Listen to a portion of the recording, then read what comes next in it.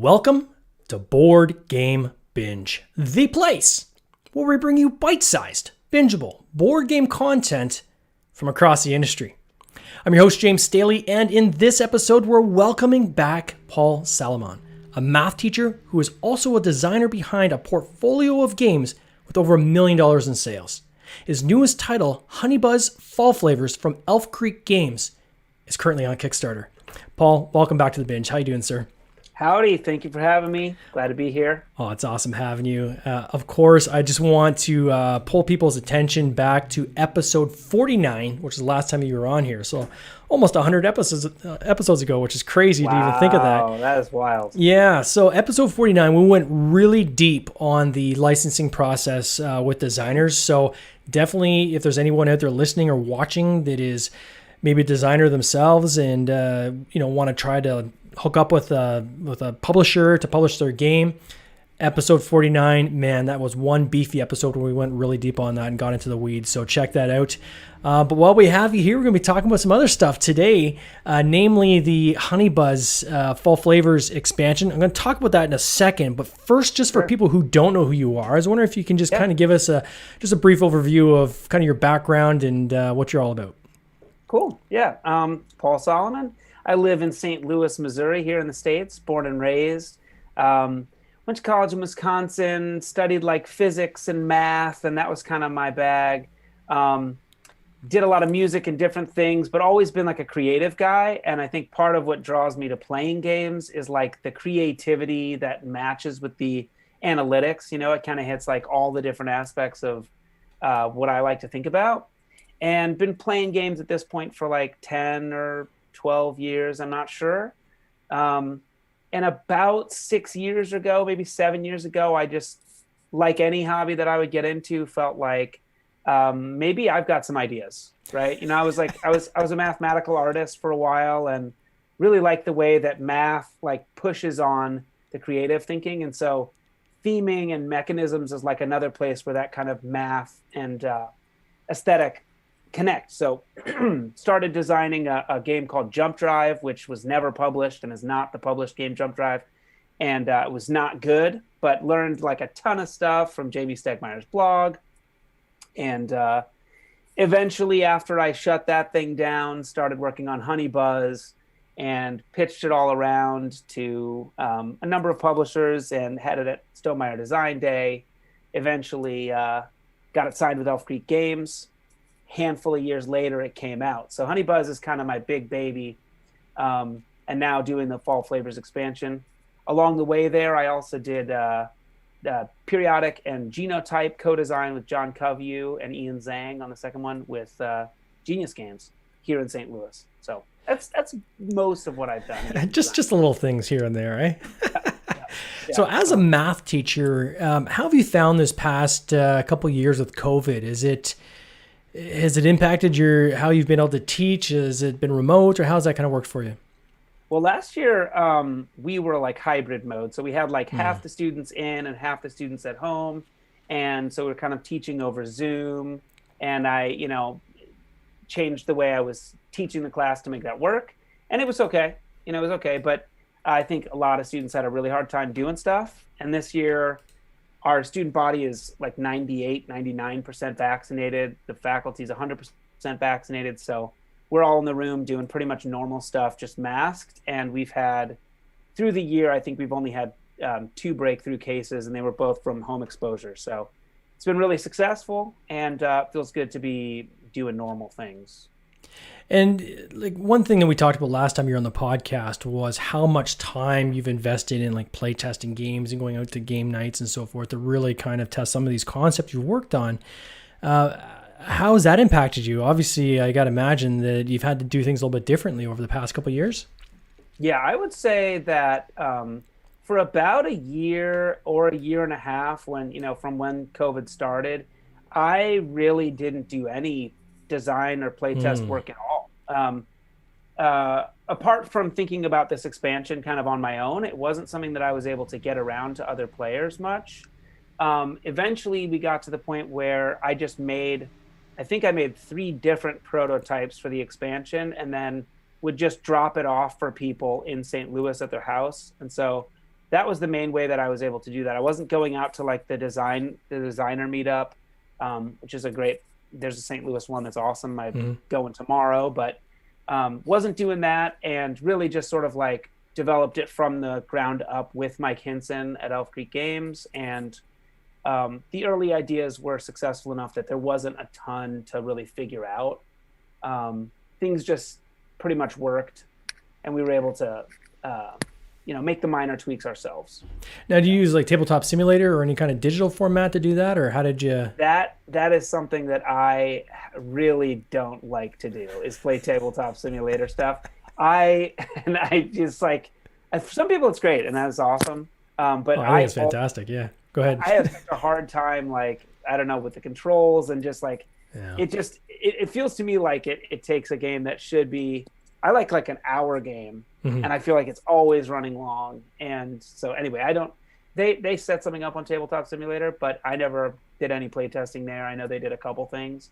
But I did go to Gen Con this year. I did go to Origins this year. And so we did some playtesting things there. Oh, and nice. Mike Hinson lives in Champaign, Illinois, so he comes down every once in a while and we would play, and it wasn't too much of a problem. And then lately you've been working, so Genius Games, Elf Creek. Have you worked with any other publishers, or are you sticking with these two? Not to date. Those are my only two, and I haven't signed any more deals since then. So got some stuff in the hopper since like Origins. I was really inspired by what was going on at Origins, and did some development work for a company called Math for Love. And this is they've done the game Prime Climb, if you've ever heard of that one. No, I haven't. And they did a kind of, it's not really a game, but it's sort of a card set called Tiny Polka Dot. And he and I both worked, the owner of that company and I both worked at the same school in Brooklyn, but at different times. And so we have kind of loose connections, but he knows that I'm a mathematician and a game designer. So I've helped him with some games, but I haven't pushed them as far along as I probably should be. When you're designing these games, we're going to get to Honey Buzz in just one second, but when you're designing these games, how much math are you pumping in? Like, are you running statistics on the different combinations and permutations, or like how are you approaching it from a mathematical standpoint? Well, just to talk about the Math for Love stuff for a second, their thing is like, the math is real math. And so they're sort of like a math equivalent to what Genius Games does with science. And so, I'm thinking about the math all the time. But in terms of like doing a Euro game like Genotype or Periodic, I don't run any statistical stuff. I don't keep data on the playtest for the most part, but I have like a rough scheme for how the point system works. Like when we did Honey Buzz, we did calculations, because at the end of a game of Honey Buzz, you can look back at your hive and count the number of actions you executed. And we would take that and divide the total score for that player by that and get like an estimate for what efficient points per turn looked like, or like points per action would look like in a game. And that would kind of became a base level. And it was about 3 or 4 points per action if you were playing well. So having an accounting spot that gives you 5 points for that action, but doesn't advance you in the other parts of the game, felt like a balanced trade-off. Stuff like that, where we're sort of thinking about, oh, these are worth 1 and those are 2, or like 2, 3, 4 type scales. Got it. Yeah, stuff like that. It's sort of like looser schemes. So loose math. You're not doing a thesis on this game, right? No.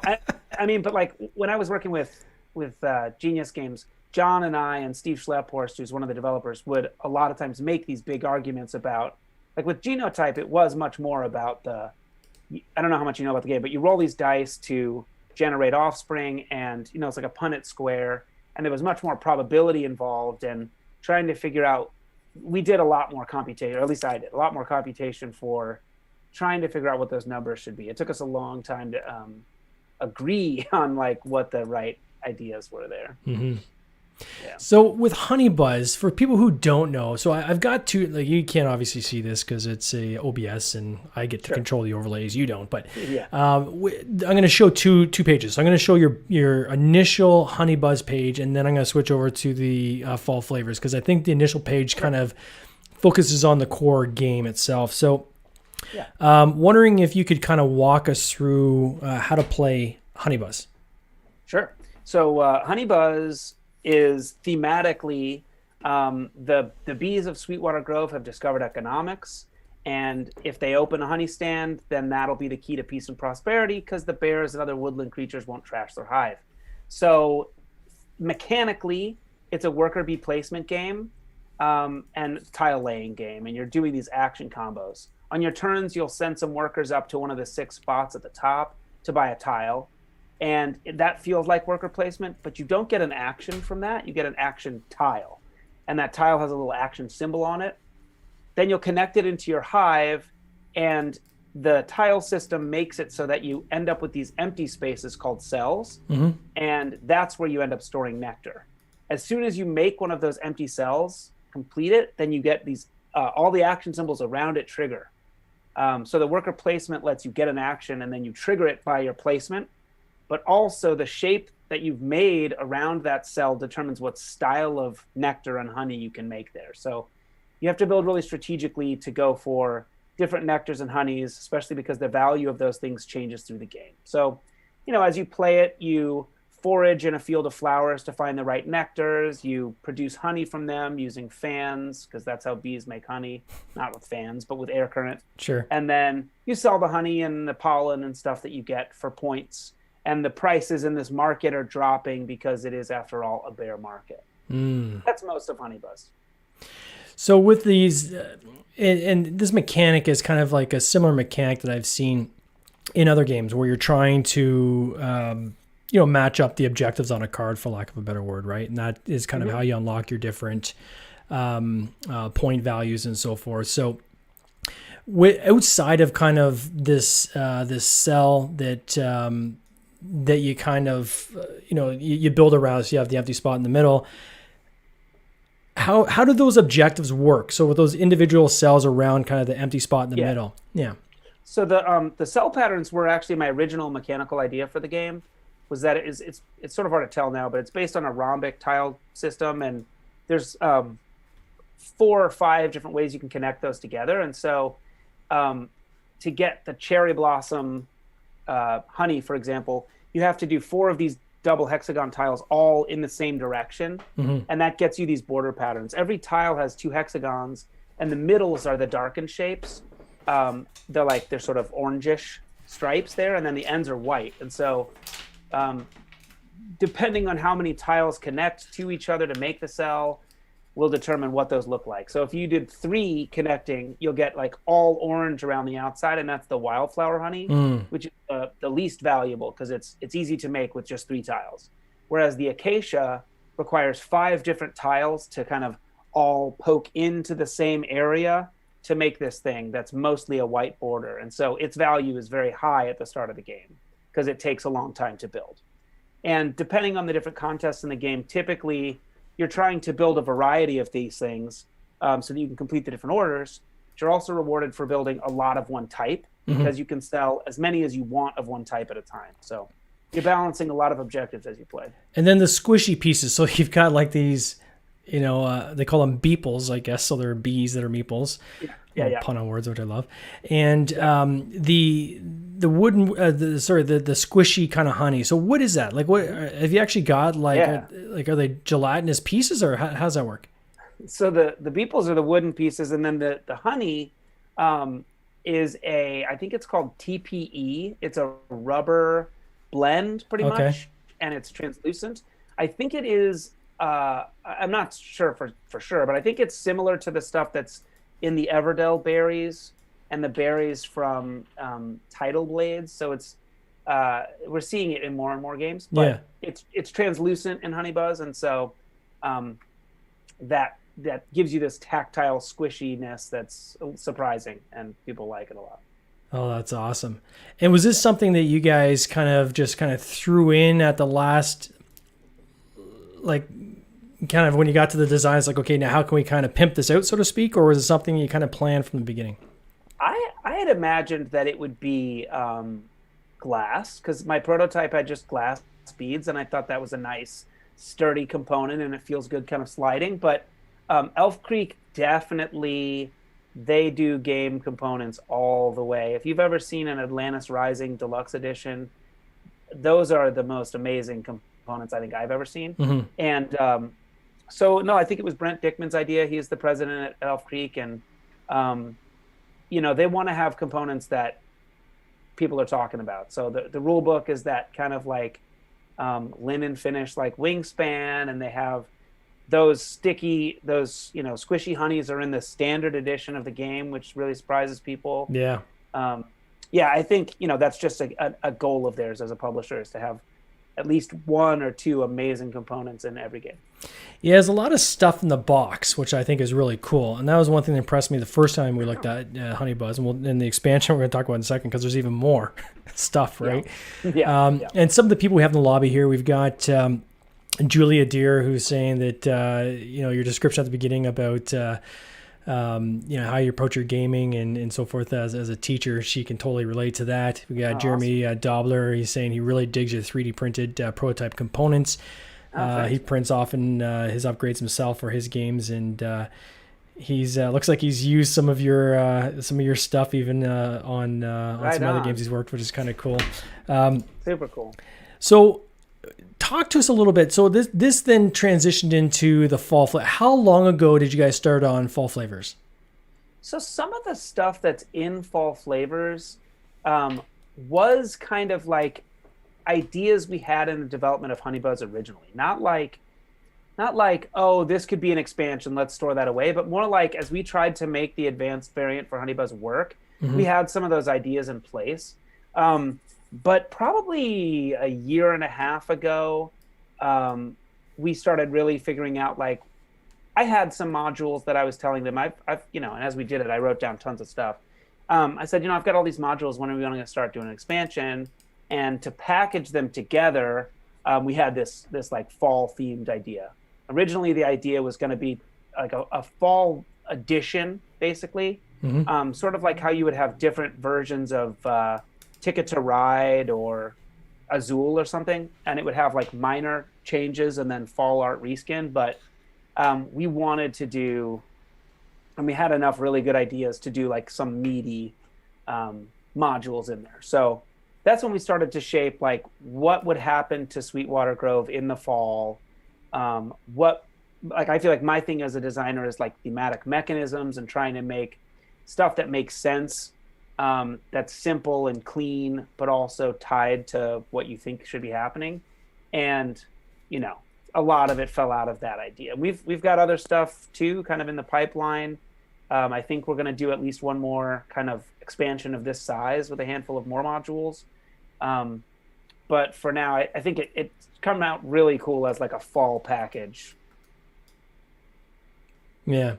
And so what is different? So walk us through, and I apologize. I'm trying to get my mouse to work here. My one mouse just died on me, so I just got my other one synced up while we're talking here. So if people see me while I'm fidgeting at my desk, I'm literally trying to get a second mouse onboarded in the middle of our chat. So walk us through fall flavors. So exactly what's been added, and I'm going to switch over to the other Kickstarter campaign here. Go for it. What's been added?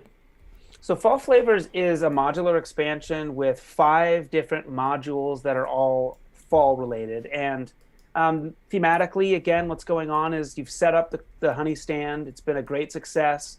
Everybody loves it, and all the woodland creatures, I guess.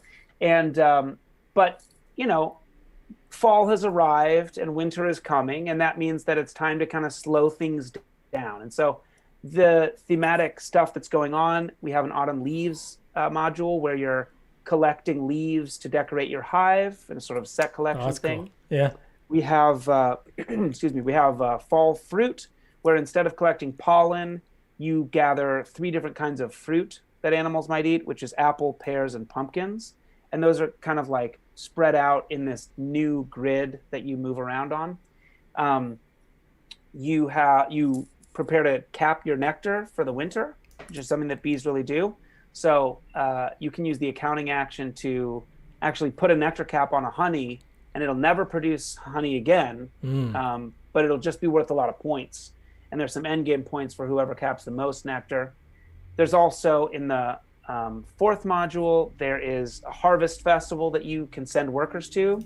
So as early as the first turn, you can send workers there to gain a bonus action or to cash in on these toast cards, and you propose a toast to something and score like 3 points per order card you have, or 2 points per worker that's at the festival or whatever. And as players do these various actions, the game sort of shifts towards its end. And the fifth module is the sunset, which just tracks progression, and it gives the game a better kind of arc as it reaches the end game. And so you can arrive at the end game through a wider variety of combinations of like end game elements. So it makes for a more natural flow. And then, of course, there's just a ton of new fall art. So mostly you get a new board for the woodland board, which is fall themed.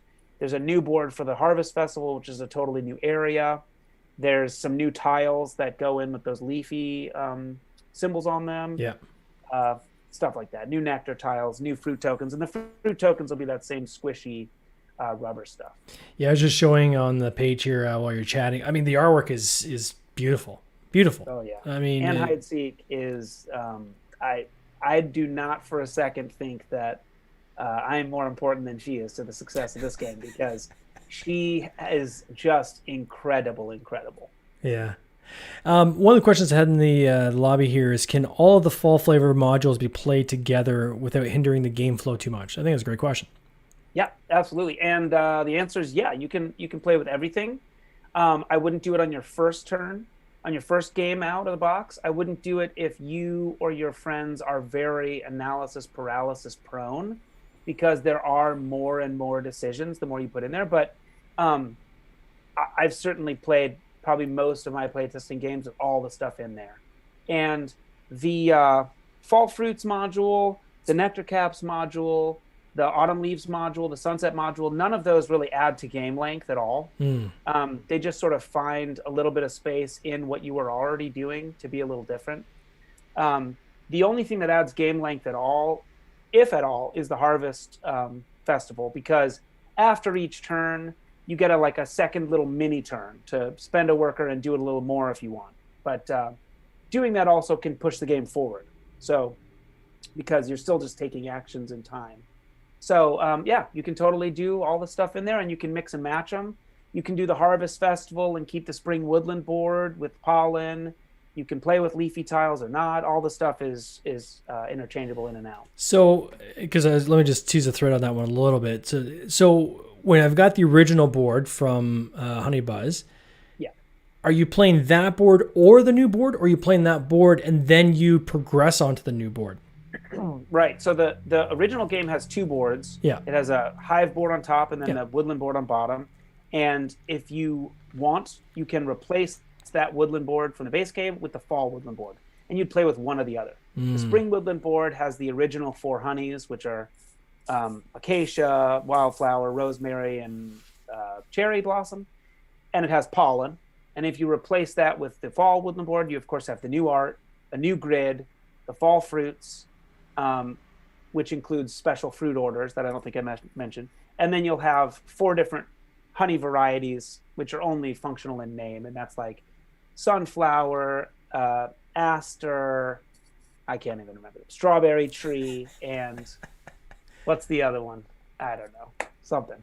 And when you were building this expansion, like when you were kind of planning it out, did you have like the theme wrapped on those different modules as well? Like, did you know that, okay, I'm gonna have different fruits here, I'm gonna cater to the animals over here, I'm gonna dress up, my hive to make it look pretty? Like, was that kind of thematically, or was it more along the lines of, I have this kind of mechanic I want to build in here, and I'll find some way to wrap that so it makes sense? I try to always make it about both. And you can't, obviously. So for example, as I thought about like, what do expansions do? This is the first expansion I've designed, really, apart from just like stuff that didn't come out for periodic. When I thought about what expansions do, I like ones where they find little pieces in the design that aren't being used. So like I knew that I wanted to do something with the other half of the hive tiles that was blank. I knew that I'd probably want to change the nectar foraging system. I've had the idea for like closing off nectar since like the first week of designing the game. Yeah. So I knew that some of that stuff would come up, but then as we talked about, like thematically what's going on, we were like, well, in fall, there's harvest festivals, there's celebrations, you're shutting things down, so maybe you're retiring workers, and it's when those things start to connect in a way that actually makes any good sense that you go like, maybe we'll start to go in that direction. I would never even feel good enough about a mechanism on its own in the abstract to want to push some theme onto it. I wonder if there's a learning in there for other designers where, I think the natural tendency is to want to throw everything in, right? Everything but the kitchen sink. And it sounds like when in your design process, you have kind of the core game, and then you have all these other things that, could make it even bigger, but there's this conscious decision to say, no, let's keep the core.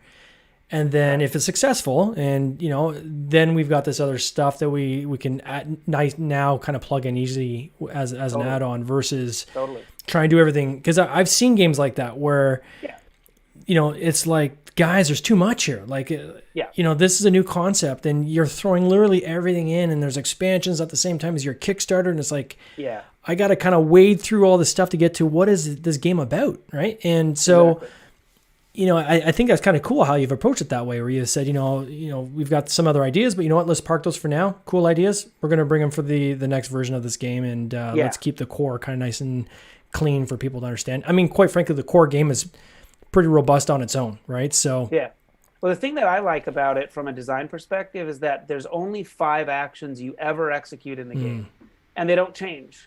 The production action is always the same. It's just a difference of whether you have things that are going to produce better for you or not. And the worker placement works the same. The turn structure is always the same. It's just there's so much you can plan for and look around the table, and the contest change the feel of the game enough that it keeps bringing you back, hopefully. Yeah, no, that's cool. Yeah. So what are some other things you're working on now? You're a designer. You're a mad genius when it comes to game design. I'm sure you've got several games kind of in the hopper ready to go. Yeah. What's kind of the most near-in thing that you're working on that people are going to be seeing sooner rather than later? Well, as I said, I don't have anything signed, so it's at this point it's only hopeful. Yeah.